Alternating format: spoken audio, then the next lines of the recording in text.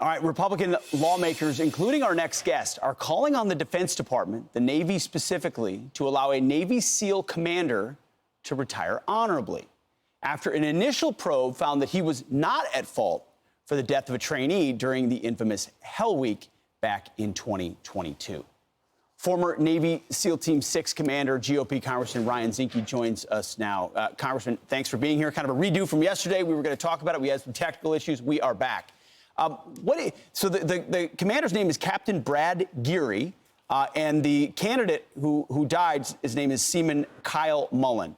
The initial investigation was that he was not at fault. They, as we've seen happen with the military, they went back and redid it and found a different result. Why did you submit this letter? Why are you concerned about what the Navy is doing in this circumstance? Well, I come from a perspective that I was a SEAL team instructor on first phase, both on the basic and instructor side.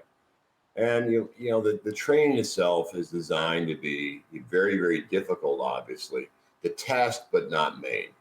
But when you introduce other things into the training, performance-enhancing drugs, you have other things that are outside the control of a commanding officer, certainly outside of control of the instructors, then I think you need to take a look at it. And look, there are 5 SEALs in the House of Representatives. We're going to have 6 and the 1 in the Senate. And also we have 2 special forces. We're going to move that to 4. And when you look at it, the responsibility of a commanding officer, what we're calling on is the Secretary of Navy to take another look at it hard. We think this commanding officer was in the right, but we want another look at it to make sure and do the right thing and let him retire. Man, that means a lot. I mean, it's a difficult spot to take a stand if the Navy has come to a result. If you haven't been there, and the fact that you have and many others have, and then you're willing to put your money where your mouth is and put it in a letter, say, hey, let's check this investigation. And you mentioned it briefly. Apparently, the Navy did very little to analyze performance-enhancing drugs like HGH and testosterone that were found in Mullen's car in the investigation, instead saying it was just the training was too tough. Did you find anything in your initial assessment that this commander of the BUDS training went beyond what is, I've never been to BUDS, but I know it's extraordinarily difficult? Well, I fall back on my experience. Unfortunately, there was a couple deaths during the training. And in every case, it was a result of either ephedra, performance-enhancing drugs, or steroids. Look, the training's hard. And the training is designed not to maim, but to test. But again, when you introduce other drugs into that evolutions, in the case of ephedra, the chances of an elevated body temperature, sunstroke, heat stroke is a lot more pronounced. And again, the training is designed to go for a student that is tough, but is not taking enhancing performance drugs. And in this case, it's beyond what the commanding officer could perceive, I think.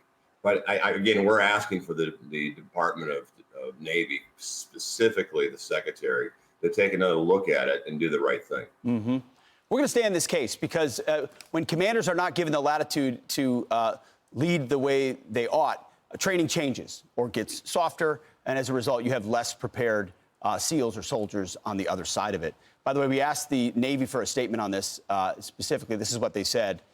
They said, as a result of the investigation into the oversight and management of BUDS Class 352 and circumstances surrounding the death of Seaman Mullen, the Navy is proceeding with accountability actions. Given these actions are administrative and ongoing, it would be inappropriate to comment further.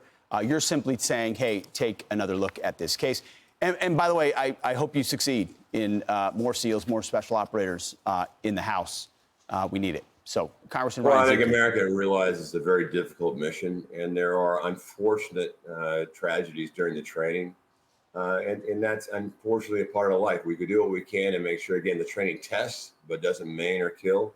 But look, the mission is tough out there. And as a former commander, you go to the front line. The front line's the instructors that actually do it. And you support the front line because they are the ones that have to fight with the kids they put through training, the candidates. And this is serious business. We face a lot of challenges and difficulties across the globe, and we need our best foot forward.